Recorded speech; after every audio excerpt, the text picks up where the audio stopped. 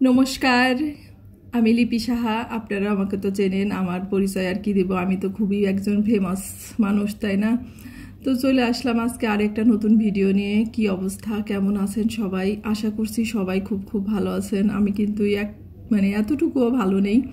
তো সেই সব দুঃখের কথাই কব আপনাদের সামনে যে আমি কেমন আছি।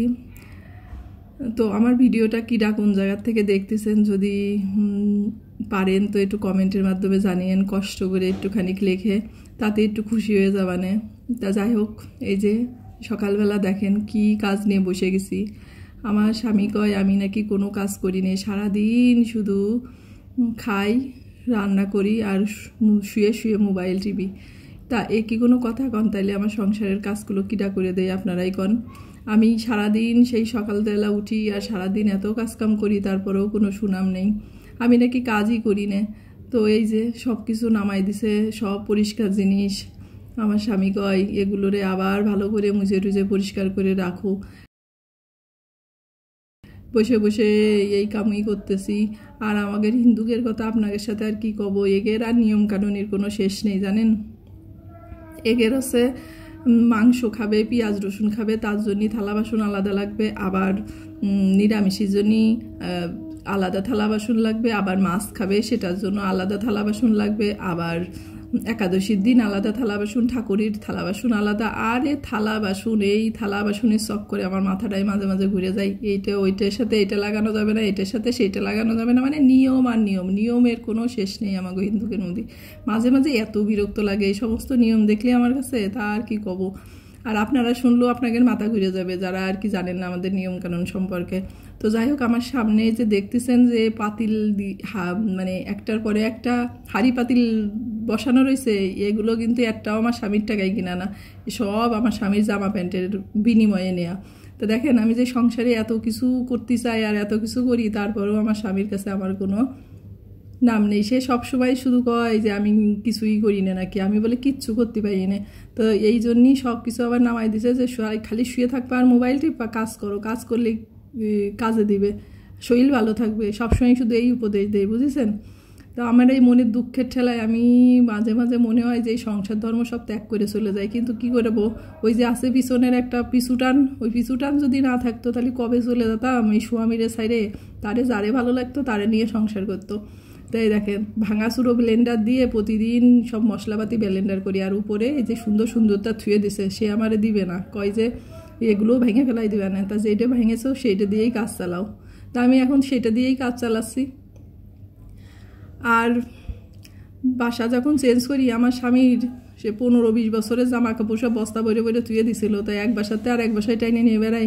সেই দুঃখের ঠেলাই আমি সব জামা কাপড় দিয়ে এই হাঁড়ি পাতিলগুলো রেখে দিছি। তাতেও তার সমস্যা, তার কোনো কিছু দেওয়া যাবে না, তার কাছে তার জিনিসের মূল্য অনেক বেশি, আমার সাথে অনেক মূল্য। সে আমারে ত্যাগ করতে পারে, কিন্তু তার জিনিসপত্র কোনো সময় ত্যাগ করবে না।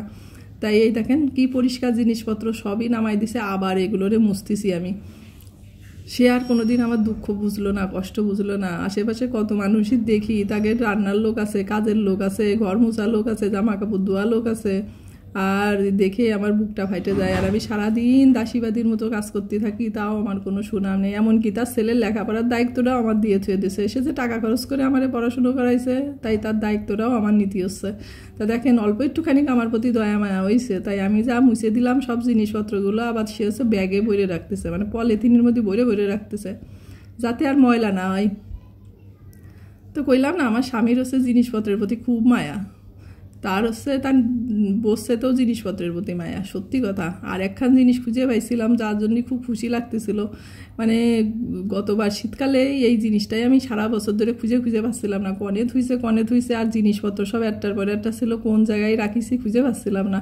তো এবার এই জিনিসপত্রগুলো নামানোর পরে এই যে গ্যাসের এই চুলার ওপরে এইটা দিতে হয়, মানে চুলায় যারা জানেন আর কি, ওই তাইলে বাতাস টাতাসে আর কি গ্যাসের বা মানে কি বলে ওইটারে, আগুনটা এদিক ওইদিক যায় না, চুলাটা বেশ ভালোই জ্বলে।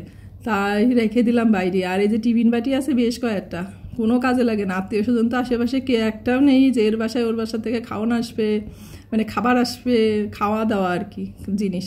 তো ও সমস্ত কিছু তো হয় না। ওই ছেলেটা যখন ওই ছিল হসপিটালে আর কি খাবার নিয়ে যেত, তাই তখন আর কি বাটি মাটি কিনে রাখছে। তাই যে আমার স্বামীর কি বুদ্ধি দেখেন, সব এমনভাবে একটার পরে একটা সিরিয়াল দিছে যে এখন ওপরে উঠাতেই পারতেছে না। তার আবার আমার প্রতি অনেক দয়া মায়া। তা আমারে কইলো তোমার আর মই বাইয়ে উপরে ওঠার দরকার নেই, পরে টরে যদি হাত পা ভেঙে যাও তখন আবার বিছানায় শুয়ে থাকতে হবে না, আমি তখন কাজের লোক করে পাবা না। তাই আমার আর কি বসায় রেখে সে নিজেই আর কি মই বাইয়ে উপরে উঠে গেছে একদম স্পাইডারম্যানের মতো। তো অনেক গরম, তো এই জন্যই শার্ট মার্ট কিছু গায়ে নেই, এ আবার বডি মডি দেখাতে চায় না, সামনেও আসতে চায় না। তা আর কি করবো, এই জন্য একটু ঢেকে দিলাম। তা সে আর কি সব কিছু উঠোই দিচ্ছে উপরে, আর আমি দাঁড়ায় দাঁড়ায় ভিডিও করতেছি, আর আমার ভাই ওইদিকে সব কিছু তারা হেল্প করতেছে। তো এই হয়েছে ব্যাপার। তো যাই হোক, এত কিছু করার পরেও মন তো আর পালাম না, তারপরেও সব দিকে খেয়াল রাখতে হয়। ওই যে ছোটো একটা ছানাপুনা আছে, তো দুপুর হয়ে গেছে, তো রান্না বাড়া করতে হবে। ওইদিকে আমি কিন্তু রান্না বাড়াও করেছি। তো এই দেখো ভাত বেড়ে নিছি, আর এই যে পাবদা মাছ রান্না দিছি, আর সেই পাশে যে কুশি ধুন্দল না কি কয় যাই হোক তরকারি, সেই একটা পেঁয়াজ দিয়ে ভাজি করে রাখছি। তো আর কিছু রাঁধিনি, কারণ রাঁধতে আর ইচ্ছাই করতেছিল না। এত কাজের পরে কার রাঁধতে ইচ্ছা করে আপনারাই কন। তো আমাদের মতো যারা মেয়েরা আছে তাদের আবার সব দিকেই খেয়াল রাখতে হয়। আবার যে পেট পুজো করতে হবে, সে পেট পুজো টুজো করে আবার চলে আসছি বিকেলবেলা ছাদে যে কি শুরু করেছে আমার স্বামী, সে কথা আর কি কব। মনে হচ্ছে যে একদম পুরো ক্ষেত খাবার দিয়ে বইছে। তার মধ্যে এই যে গাছপালা কয়েকটা লাগাইছে, তার মধ্যে আবার হয়েছে পুঁই শাক, তা 2বার করে খাওয়া হয়ে গেছে, আবার নতুন করে হয়েছে। তা বাড়ি তো আমার বাবা একদম খাঁটি একজন কৃষক, সে তো হাজার জিনিস হয় বাড়িতে, সে ধান চাল ডাল মশলা কত কিছুই হয়, কিন্তু কোনোদিন একটা জিনিসই কোনোদিন হাত দিয়ে দেখিনি যে এই কলা হয়েছে এই সবজি হয়েছে, কোনোদিন একটা জিনিস। আর ছাদে একটা পুঁই শাক গাছ হয়েছে, এমন হাবভাব করি যে মনে হয় যে বাবা রে বাবা কি দামি জিনিস, আর কত সেবা যত্ন যে তার করি। তা ও লতায় বেড়াচ্ছিল ছাদ দিয়ে, দেখতে খুব একটা ভালো লাগতেছিল না। তার জন্যই যে ভাবলাম একটু টাল দিয়ে দিই। টাল আবার কেউ বোঝেন তো, টাল মানে অনেকে জানালা বলে, আবার অনেকে টাল বলে, আমাদের ওইদিকে টালই বলে। আলুর পটলের টাল পুঁই শাকের টাল এরকমই আর কি কয়। তা আমি কি করব, সেটাই আর কি করছি। তা আসবো তো নিজের তো কোনো প্রিপারেশন নিয়ে আসিনি, তাই এখানে পলিথিন যা পালাম তাই আর কি কোনো রকম বাইদে বুদে দিচ্ছি আর কি, যাতে পুঁই শাক গাছগুলো একটু ঠিকঠাকভাবে হয় আর অবশ্যই একটু খাতে পারি। কারণ জিনিসপত্রের যে দাম, 2 দিন পরে দেখা যায় যে স্বামী কবে না সবই তো তুমিই খাও, আমি আর কিছু কিনে দেবো না। তা আর কি করবো, এই জন্যই এইভাবেই আর কি সব কিছু একটু যত্ন করতেছি। আমার স্বামীর কথা আর কি কব, দুঃখের কথা। আমি ছাদে আসছি, সাথে সাথে আবার ছাদে চলে আসছে, যে ছাদে যায় কি করে দেখি আশেপাশে কোনো কিছু করে কিনা। আরে বাবা রে বাবা, আর কি করব এই বুড়ো বয়সে, আর কি কিছু করার আছে। তো ওই ল্যাজ ধরে আবার ছাদে চলে আইসে সেও কাজ করতেছে আর দেখতেছে বউ কি করে।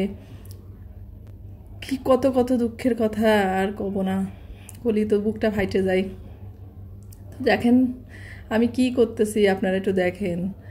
আর এই যে কোনো রকম এটারে কাঠমাট দিয়ে বাইতে দিলাম, তারপরে পুঁই শাকগুলোর এর সাথে ভালো করে একটু ঝুলাই টুলাই টাঙাই দিলাম, যাতে ওরা একটু শান্তিতে থাকতে পারে আর একটু শান্তিতে বড় হতে পারে। আসলে ওদের কষ্ট আমি আর সহ্য করতে পারতেছিলাম না। তো এই যে পুঁই শাকগুলো ভালো করে আর কি বাইতে দিচ্ছি, মানে বারবার দিচ্ছি আবার বারবার পড়ে যাচ্ছে, বুঝতেছিলাম না আসলে কি করব। কারণ নিচে যে মানে বাঁশে কাঠঠারে দিছি, এটারও কোনো মানে সাপোর্ট নেই, এমনি খালি জায়গায় এরম করে বাইতে দিয়ে থুইছি। ওই যে কইলাম না কোনো প্রিপারেশন নিয়ে আসি নাই যে এরম কিছু করবা না, তাইলে একটু নিচের থেকে জিনিসপত্র নিয়ে আসতে পারতাম। তো ছেলেরে কইছিলাম যাই একটু যাই নিয়ে আয় কিছু জিনিসপত্র, ও যাবে না, আমরা যে ছাদে রয়েছি ওকে আর নিচেই যাই। তো যাই হোক যতটুকু পারলাম আর কি এইগুলোরে ভালো মতো আর কি জানালা বা টাল দিয়ে দিলাম।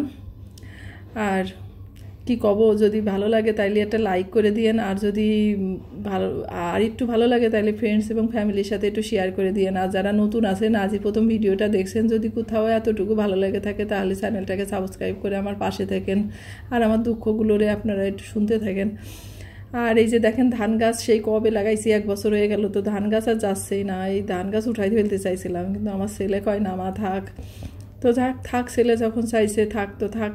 একবার হচ্ছে আবার ফুল হচ্ছে আবার ধান হচ্ছে, এরকমই আর কি হচ্ছে। ধানের সাথে হয় সিটে বেশি, বুঝতে পারিছেন। তো যাই হোক ছেলের আবদার তো মেটাতেই হবে, তাই না। তো সবাই ভালো থাকেন, সুস্থ থাকেন, আর অবশ্যই সাবধানে থাকেন। দেখা হচ্ছে পরবর্তী ভিডিওতে।